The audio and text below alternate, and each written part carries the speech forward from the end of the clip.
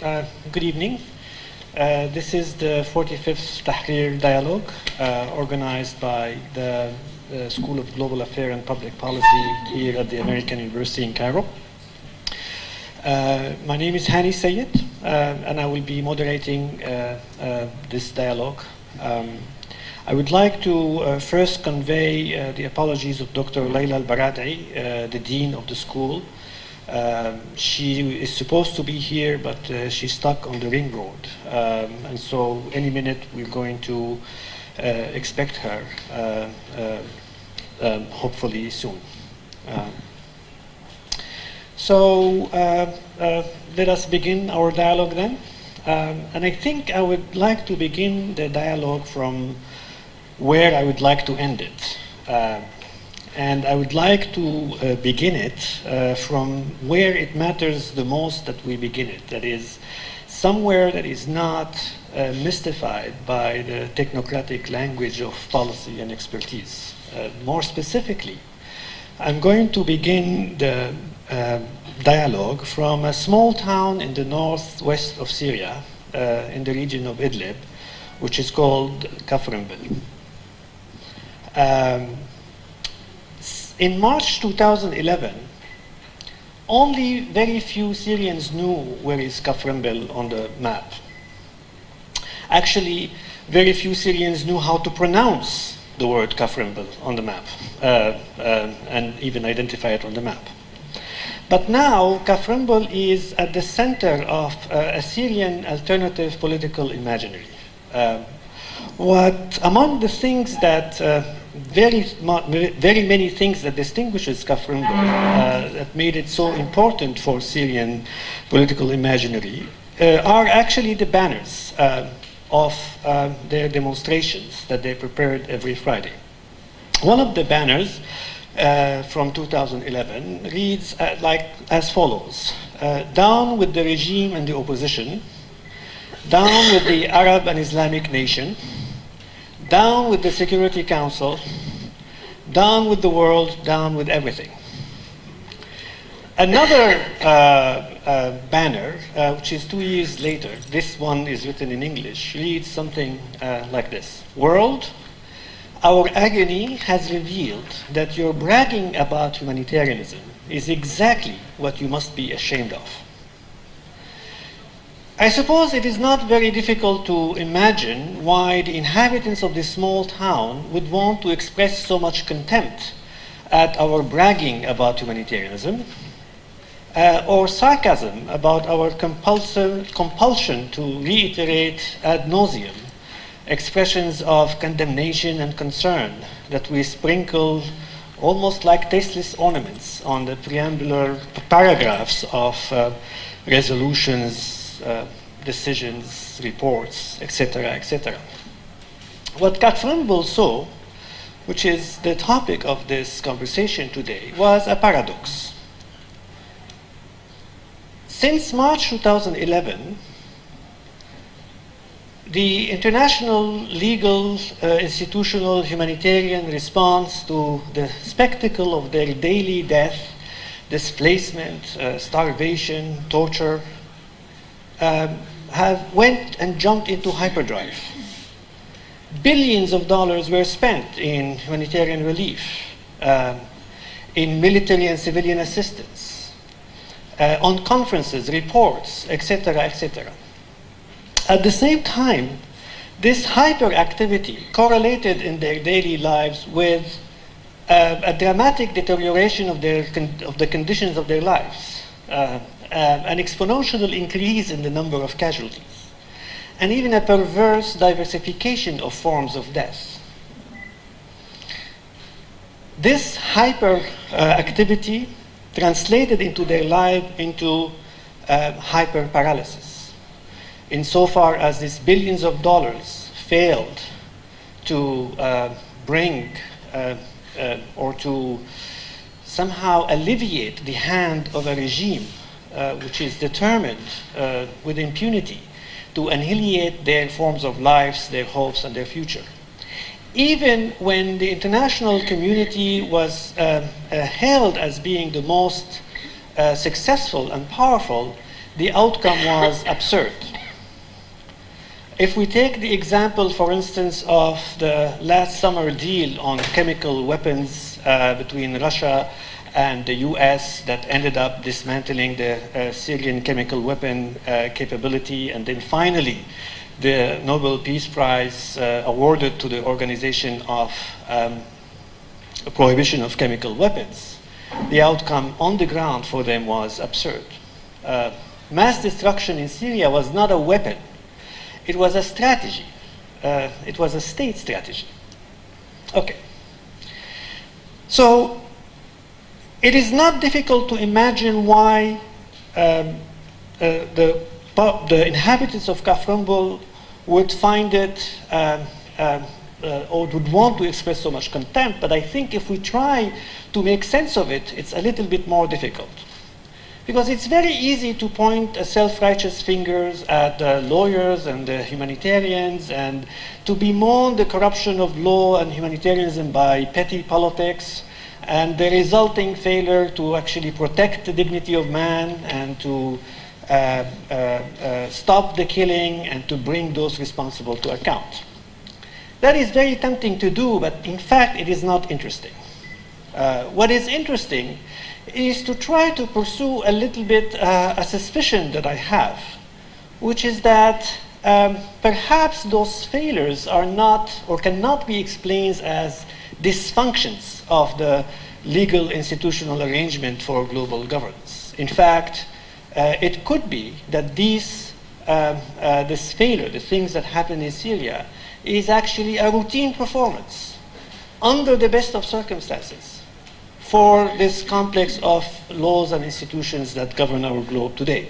Now, if we take this hypothesis a little bit further, then we will have to ask very difficult questions, ethical and political questions about the blind spots that we take so much for granted when we think about situations like this, about the limitation, the political limitations of the toolkit that we have to address the situation in Syria, but also many other situations like Syria that will most certainly come in the future. So in order to talk about this question and many other questions, we have the honor of having a very distinguished panel that I'm going to introduce to you. And each one of them is comes from a very different perspective. All of them engage the Syrian situation or have the ability to look at it from a very different perspective. All of them think about it and relate to it from, or they are participant in this global machinery of global governance. And it's an invitation for them to reflect on this question from a systemic point of view. So it's the honor and privilege to have with us Ms. Tamara Alrifai, and I'm going to read her bio for you, just so that you could admire her the way I admire her. Yeah. So Tamara heads the Human Rights Watch, Human Rights Advocacy, and Public Communications in the MENA region. She works with governments to find ways to improve national policies and bring them in line with international human rights standards. She works with the media to highlight situations of human rights abuse and promote ways to end them. She regularly publishes in major national, regional, and international media outlets on issues related to human rights in the region. She is proficient in Arabic, French, English, and Spanish. Before joining Human Rights Watch, Tamara had worked over a decade with the ICRC in various positions, most recently as their delegate and spokesperson in the United Nations office in New York, or headquarters in New York. And prior to that, as head of media and communications in Sudan, head of regional communications in Cairo, and spokesperson in Geneva. Tamara has received her BA in political science from the American University in Beirut and her MA in international studies from the University of Birmingham. And also we have the honor and privilege to have Ms. Abeer Etefa. She is the United Nations World Food Programme senior spokeswoman of the Middle East, North Africa, Central Asia, and East Europe region since 2009. She has covered many emergencies with WFP, including ethnic conflict in Kyrgyzstan, the aftermath of the Arab Spring in Yemen, Libya, Tunisia, and the war in Syria. Ms. Etefa was also the United Nations High Commissioner for Refugees senior spokeswoman for the Middle East and North Africa from 2006 to 2009, at the height of the war in Iraq and the exodus of Iraqis into neighboring countries.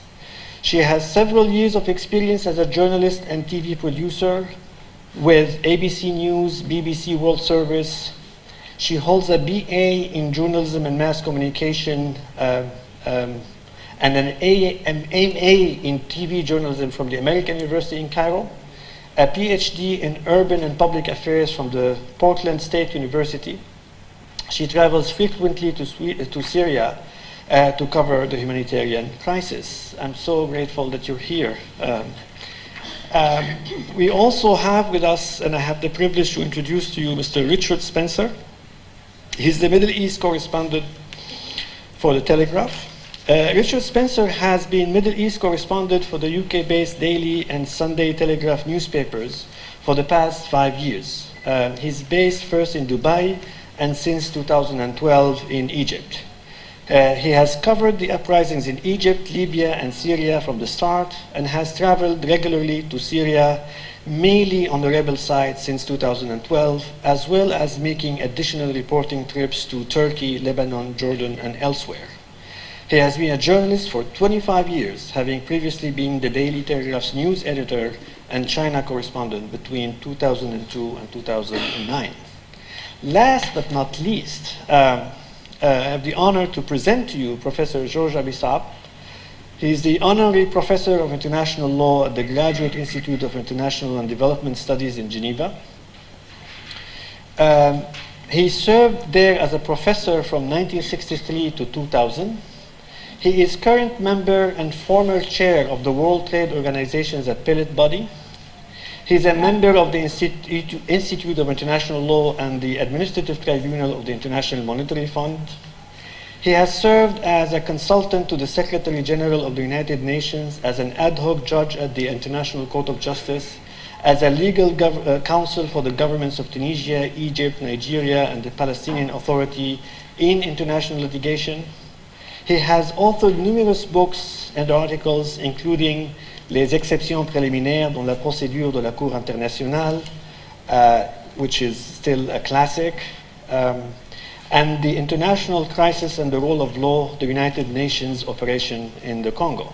Of course, all of these things are important to the world, but for me, Professor Abi-Saab was my teacher in Geneva. And I must say that in his classroom and his writing, he planted in my mind the virus of critique, which sometimes I think he blames me for it. But as a teacher of international law myself, I know that through his journey in this discipline, from being the enfant terrible in the 1960s to the éminence grise now, he actually fundamentally transformed that disciplines, and for that I'm really grateful. But I think what is most important and what's most relevant for the purposes of this dialogue is that from Professor Abi-Saab I learned something very important, which is that sometimes we have to look at the chaos in the world without flinching and without despair, and at that very moment to realize that things could be better, because it is in our hand to make them better. And I think this is the type of conversation that I would like to start with you here. A couple of words about the format, because you're probably bored with my voice. This is not going to be a traditional panel. It's going to be more of a conversation based on questions that I shared with the speakers beforehand. We're going to try to spend on each question 15 to 20 minutes, and then we'll open the floor for conversation. And it's often the case that when we speak about Syria, we end up very much humanizing the Syrian question. But by humanizing the Syrian question, we often do something else, which is that we take humanity out of the Syrians themselves. We turn them into victims, helpless victims. So there's very little we could do about that in a structure of the event like this. And so the little that I could do, I hope, will be enough. So throughout the conversation, you're going to see projected in the screen behind us works of arts made by Syrian artists in the past 3 years, trying to make sense of the chaos in their lives and trying to look at it without flinching and despair and try to believe that things could be better. So without further ado, I would like you to give a welcome applause to our speakers.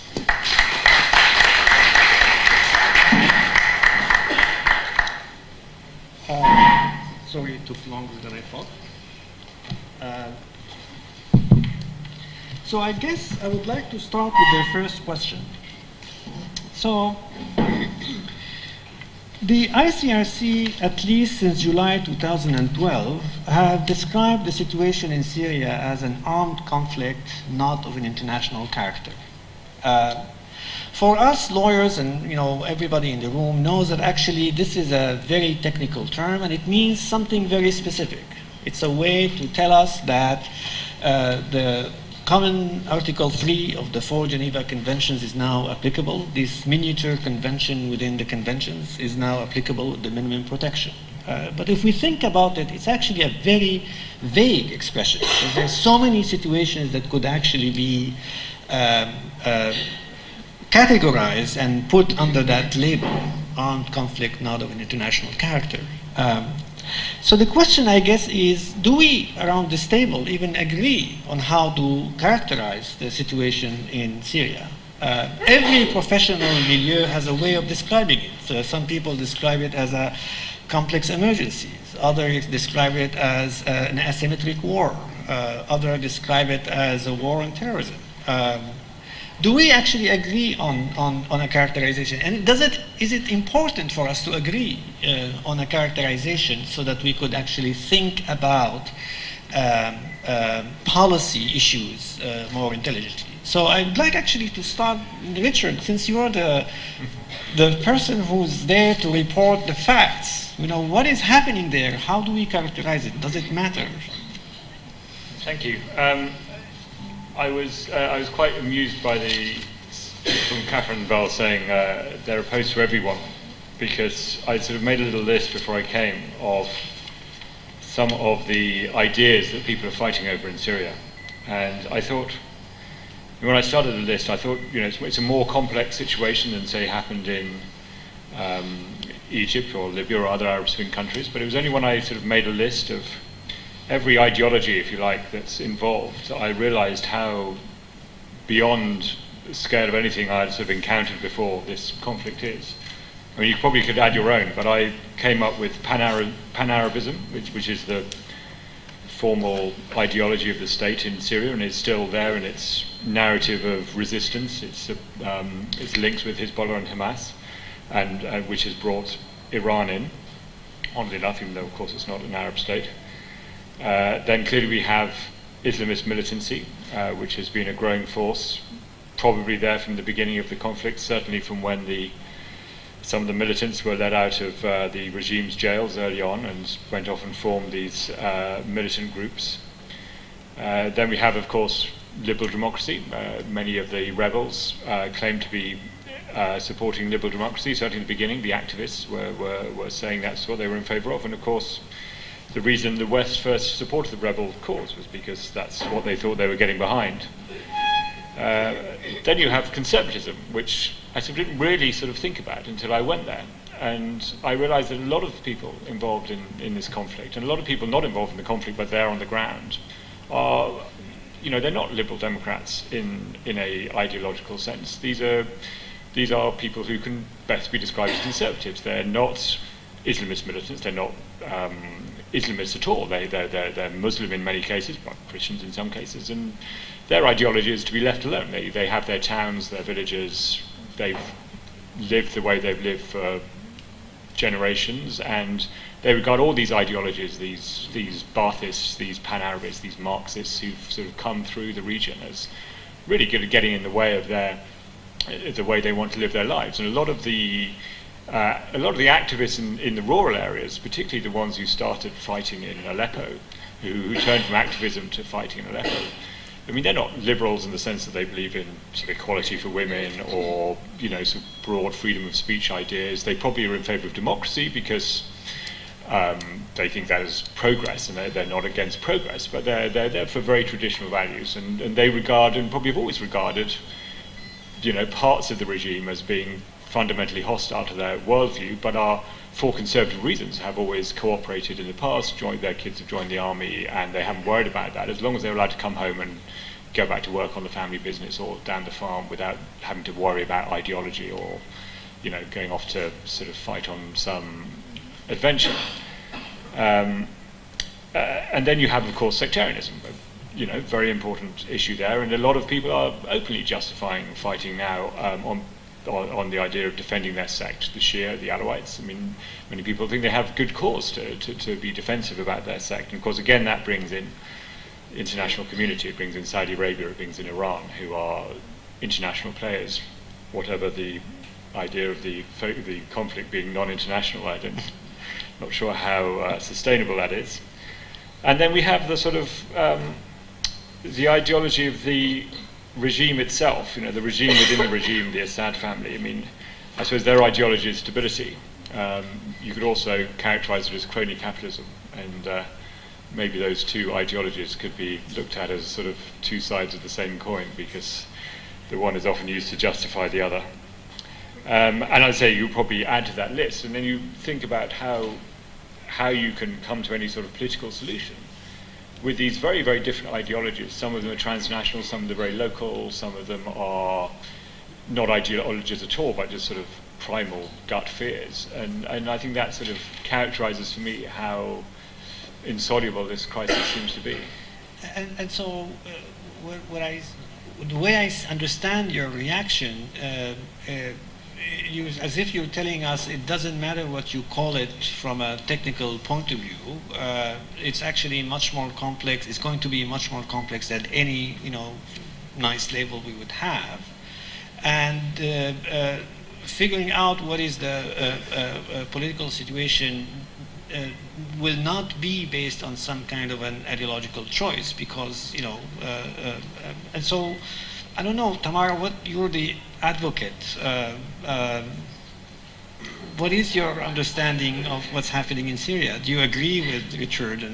My understanding of what's happening in Syria, my God, I just want to quote what you just said about Professor Abi-Saab saying, I wish I could look at the world's chaos without flinching and without despair, and I wish I could look at Syria without flinching and without despair, because one thing is for sure, Syria has raised a lot of horror in people and through the media, and has created a lot of agitation within the human rights organizations, at the Security Council, at the different forums, but it has not raised or obviously elicited enough pressure to push world leaders towards a real solution. Mm-hmm. And so maybe we don't agree on the legal definitions, but I mean, I'm a CRC person myself, and I totally adhere to the concepts and the principles of international humanitarian law, and at the risk of being accused by fellow Syrians of, you know, not believing in the spirit of an uprising or whatever, this is a situation of armed conflict today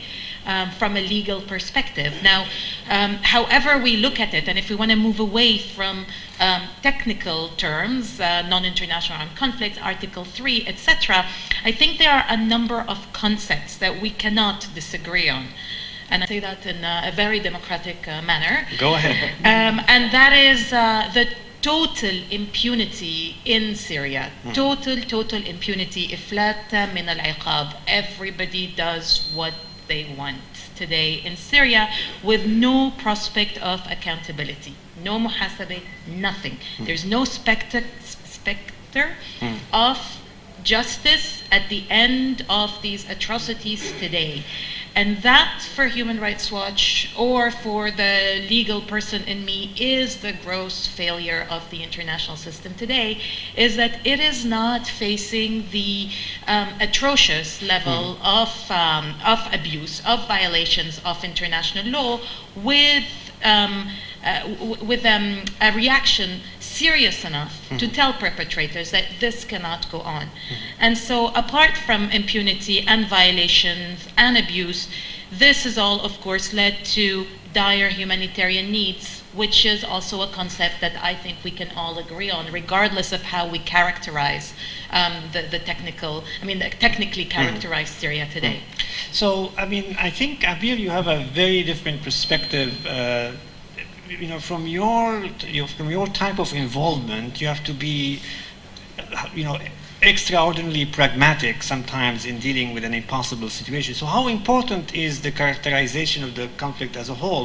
What terminology do you use when you refer to Syria within WFP?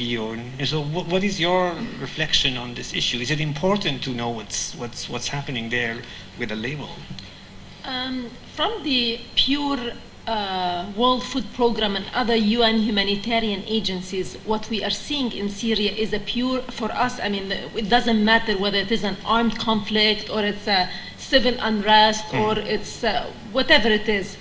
What we deal with and we have to live with on daily basis is the implications of this situation, be it civil conflict or armed conflict or any other definition. What we have to deal with on daily basis is the fact that there are millions of people, over actually 9 million people who are internally displaced in their own country. Some of them have moved 4 or 5 or 6 or 7 times from one place to the other, and the conflict keeps chasing them, pushing them from one area to the other. The last time I was in Syria, I met a woman at a food distribution, and she was crying. She's 70 years old, and this is the 10th time she leaves one area and flee to another area, thinking it is safe, but it's only, few months, and in some cases, couple of weeks, and then she has to take whatever she has and find another place. So it is certainly, but we look at it not just at the humanitarian level. We're unable to plan when is this going to end. There's lack of political solution.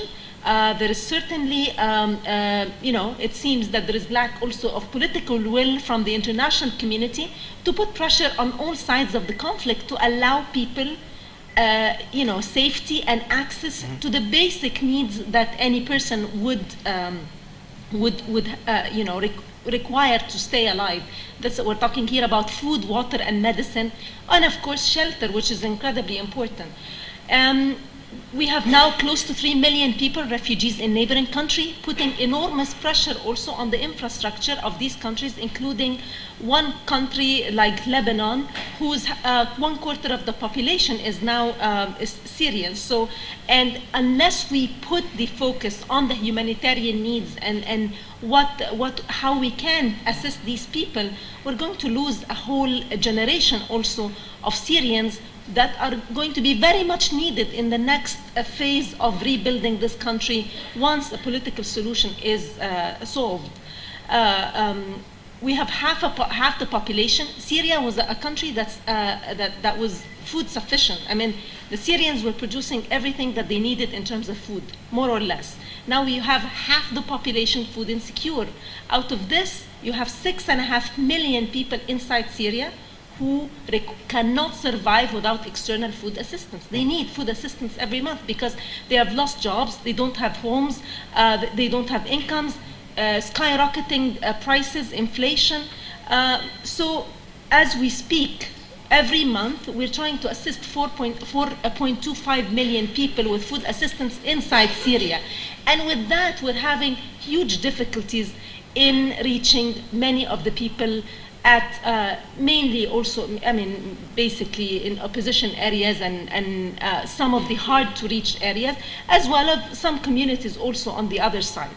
So we think of it as a humanitarian, we have to think every day about the people who need assistance, about the humanitarian needs that have increased, and whatever, and as a non-political organization, we found ourselves pushed into the political side of things and the politicization of aid unable to get into the, the political side of things, but we're still implicated big time on that. So, I mean, if I, go back and find myself in Professor Abi-Saab's classroom, I would remember one of the things that naming things is the first, step to trying to understand where do they fit in the overall picture. And of course, there's a lot of stake when naming. There's a politics to it, but also each category we use is going to activate a different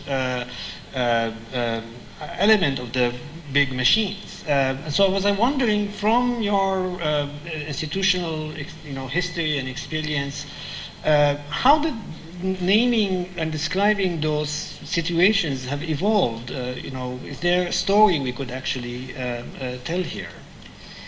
Yes. Well, first of all, I share the indignation of all of us. What we are seeing is a new level of barbarism. And every time we have a big international crisis, we say, no more. And then the next one is not only no more in the sense of repetition, but it is more in barbarism, let's say, in inhumanity.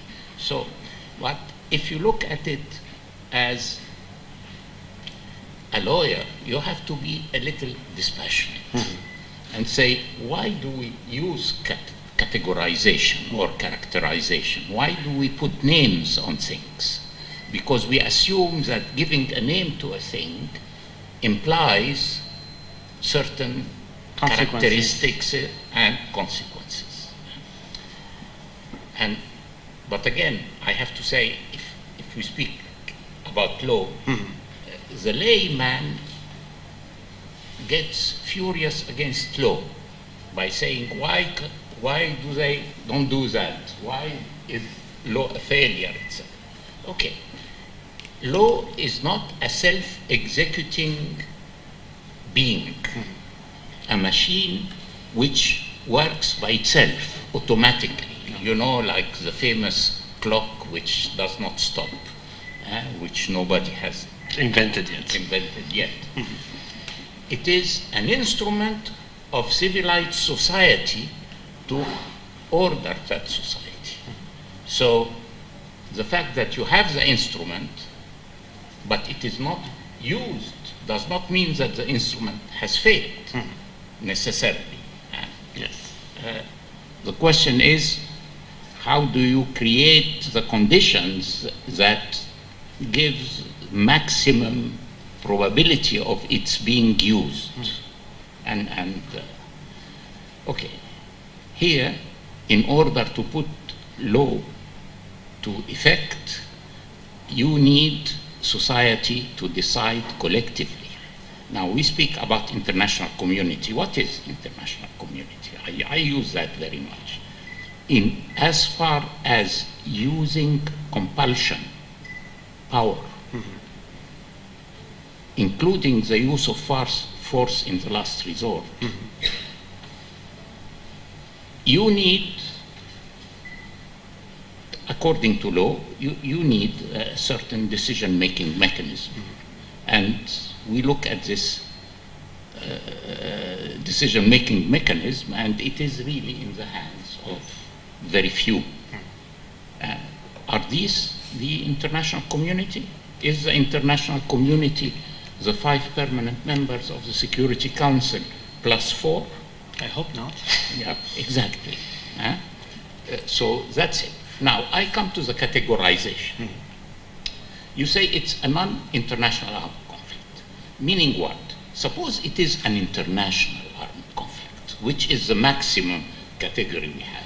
It means what? It means that according to law, again, if it is applied, there is a very large margin of international concern which imposes on the parties to do certain things, to restrain from doing things, and permit third parties to provide assistance.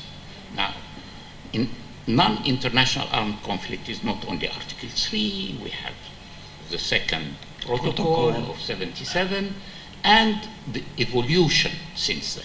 And what we have really is that the difference between international and non-international has been reduced by practice and accepted by the international, except in certain areas.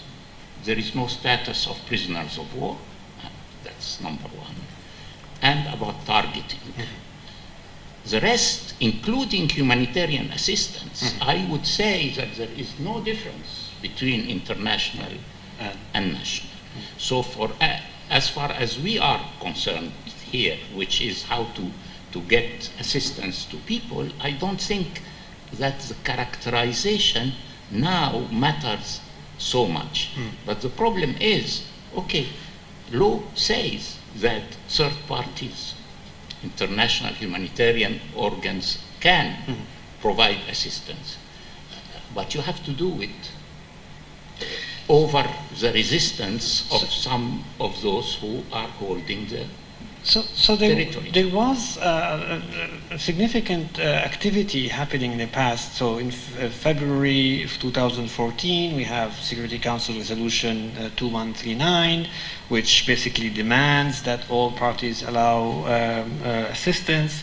We have also just recently, I don't know if you've seen it, the letter published in The Guardian by international lawyers saying that according to international law, they could actually enter into a besieged area without the need of permission of the Syrian government.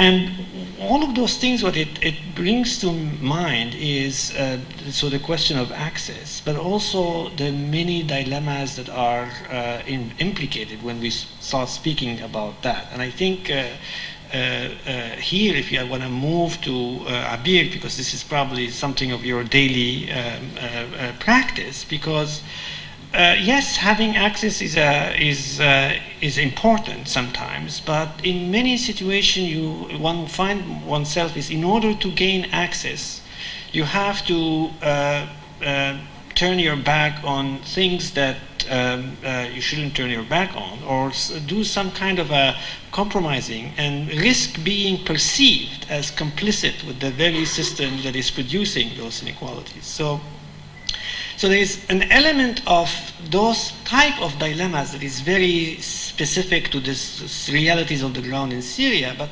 some of it also could be the effect of some kind of a systemic constraints. And so where do you see the boundaries between what is specific about Syria and the systemic constraints, and what would be those systemic constraints from your perspective? Well, I think that the main constraints that we have in Syria, again, is the fact that we are still operating in a country that is recognized by international law as a sovereign country.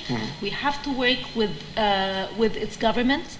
We have to also coordinate with the all parties on the ground. And you have raised the point in the beginning that there are several of these parties on the ground, to the effect that in order to go through 5 kilometers, you might need to negotiate with 12 different groups. So there are definitely a lot of these challenges on the ground. I think one of the issues that we have with humanitarian aid and assistance at this point is the politicization of that. And there is criticism that comes from aid organizations, advocacy groups that have gone further, that arguing that humanitarian efforts have been seriously unbalanced. Some governments, even some donor governments that we depend on for funding this huge operation, have gone so far to suggest that the only way to reach millions in the opposition-held areas is to do cross-border and transport assistance across the borders, even without approval from the Syrian authorities. And there are a number of misconceptions that need to be highlighted here. First, this notion that aid is only reaching government-controlled areas. We are reaching some opposition areas. The reality also of the conflict is that when the violence hits an area, people will tend to move into safer areas. And some people perceive that these safer areas could be potentially government-controlled areas. So you have, imbalance in the proportion of people displaced in opposition and in government-controlled areas. And with that, there was a very, very appropriate term that ICRC has raised in an opinion editorial at one point, which is asking, is there a good civilian and a bad civilian? Depending on the area where you decided to seek protection? Is it because some people have decided to move into an area that we can reach? Should we punish them by not giving them humanitarian assistance because we cannot reach civilians in other areas? So these are all, in addition to the huge operational and logistical challenges that we face on the ground, we have to all the time be justifying ourselves and what we do to the international community.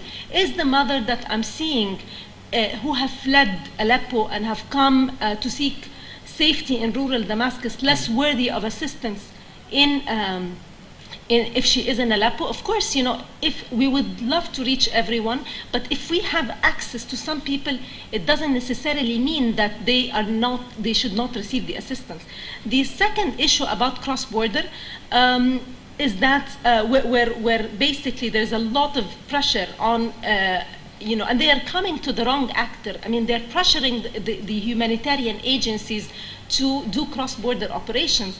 The reality is that if you start doing that without permission from the authorities, then you are jeopardizing your cross-country or cross-line assistance, keeping in mind that there are the number of people that you will be reaching in opposition areas, in areas across the border, are probably not everyone that you want to reach. There are some people that are in besieged communities, in urban environments, inside the cities.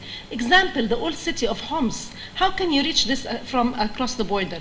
And once you start doing cross-border without the authorization of the government, then you have risked continue to do the negotiations to reach the people in these hard-to-reach areas in the middle of the country.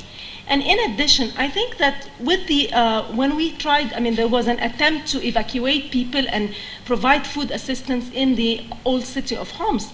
And it was my colleagues in Syria on the ground have told me that this is probably the first time where at the local level, there was the opposition and the government sitting face to face locally to do the negotiations. So actually it could be an opportunity to open dialogue on something that is less something that's maybe human that's less contentious than other areas. So why jeopardize all of that? And why are you putting the pressure on the UN agencies? Maybe you should put the pressure on Security Council, or I don't know. So I like the way you make the dilemma disappear by making a very well-calculated, rational, pragmatic account of what's happening. But what I see, this is like one of those impossible dilemmas. It's not that it has a solution or a conceptual. And usually, impossible dilemmas, I always understand them as the effect of broader institutional constraints. The fact that we have to choose which better, the civilian here or the civilian there, it's an absurd idea.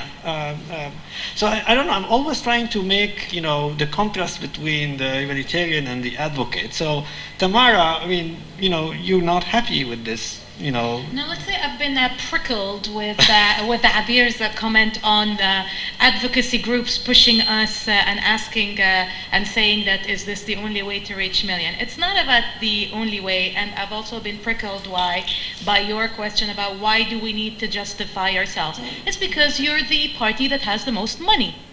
Donors give you the biggest bulk of money. You, the UN agencies, the humanitarian arm of the only existing complex international system today. They do not give it to international NGOs. Save the Children, Oxfam, Médecins Sans Frontières, Médecins du Monde get du monde get the crumbs after big aid agencies get the bulk. And so this is why, yes, you do owe the world an answer on why certain things are done in a certain way, and it's not necessarily an accusation by organizations like mine. It's more of a provocative way of pushing the current humanitarian system to be more creative. And I just want to say one thing. It's not a 0-1 sum. It's not you either do cross-border or you do nothing. Your organization, like the ICRC, are international, intergovernmental organizations that are bound to capitals by headquarters agreements and can only work with the consent of a sovereign government, and that's understood. So, yes, organizations like mine do advocate for alternative ways like cross-border from Turkey, for example, but we do understand the constraints and we advocate for millions, 20 shades of gray between we're not doing cross-border or we're doing cross-border. And one way could be organizations like yours with a huge logistical setup and a lot of means can maybe support or help in a more efficient way other organizations that are willing to do cross-border because they're not tied to Damascus by headquarters agreement. They don't even have a presence in Damascus. So they can work from other places.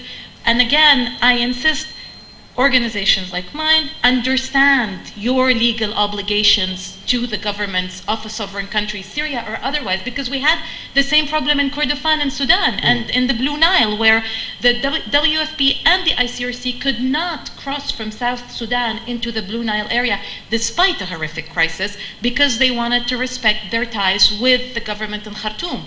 So to go to your initial question, Hani, we are discussing Syria, but we're also trying to disentangle a broader systemic problem with the aid structure as it stands today. And what is the systemic problem that you see? The systemic problem is what I earlier described as sometimes the discussion is reduced to either or. Either we want to do cross-border or we don't. No, we can do something in the middle. We can enable others to do things that some organizations are not willing to do. We can push governments. We can push the government of Turkey to allow better access. And again, there is, I really want to second what you said. There is no good victim and bad victim. Under international law, anybody that needs assistance should be given assistance. Aid should be unimpeded and it should be unobstructed. That's the basic principle. Professor Abi-Saab, when we were talking about these questions a couple of days ago, one thing that I found very interesting is that for you, that issue seemed, it's like very familiar. It's something that we have encountered so many times when addressing a situation like this. So I'm actually interested, where does this familiarity come from? What is it that do you see it as this is the cost of having the system that we have, or do you see this is the cost of terrible situations that we confront irrespective of the system? Well, the system, obviously, as we all know, is not functioning well, or not at all, depending on the situation. I come back to the question of access. You have a choice between doing something which is illicit, illegal, or sometimes to act as a complicit of the ones who are holding. For example, not only access, but take the question of helping civilians to get to safe areas can be one way of ethnic cleansing. Getting them out of areas that their enemy. So it is a big dilemma, of course, and sometimes the most urgent is not the most important, but you have to deal with it because it is an urgency. The question is that when you deal with an urgency, do take into consideration that you have to do it in a way that least undermine the rules in the longer term. For example, in the examples you were doing, okay, if a UN agency helps in an indirect way people who would enter in an illegal way, but they are not, they can say no, it's not illegal because the victims have the right to be assisted. But still, I mean, they are cross-bordering against the formal sovereign. The formal sovereign may close you off elsewhere where you cannot enter without passing through him. So the dilemma is there. The dilemma, of course, cannot, there is only one way of overcoming it in the present system, which is if the Security Council has taken the resolution, he would create a force to protect, to have a safe passage protected by the forces. But again, we come to the same stalemate. To the same stalemate. They may rhetorically pass the same, but they are not willing to carry it on to its... and we have seen that in certain cases they did provide protection for the aid in certain cases of peacekeeping and so forth. Yes. But here they are not willing. So, I mean, I'm looking, to Richard now because the question is interesting for you from two perspectives. On the one hand, you are in a lot of ways an outsider, observing actually the effect of, how these things are